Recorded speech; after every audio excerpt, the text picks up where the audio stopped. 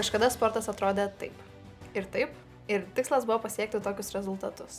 O sporto papildai atrodė taip. Buvo aišku, kad kiekvienam sportuojančiam ir raumenis auginančiam žmogui buvo reikalingi baltymai.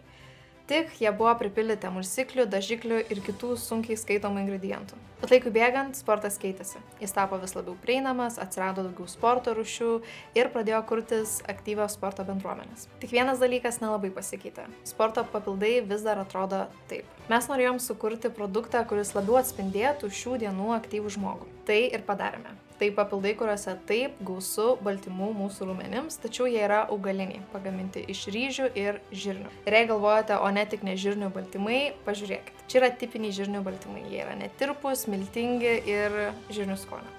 O čia yra mūsų. Jie yra švelnūs, kremiški ir tirpūs. Tačiau šis produktas yra daugiau nei baltymai. Į formulę įtraukiame ir antioksidantų ir mineralų gausius ingredientus iš gamtos. Jie ne vien padės auginti raumenis, bet ir suteiks energijos, padės atsistatyti po aktyvios veiklos ir jie dar bus skanūs, be jokių emulsiklių ar dažiklių.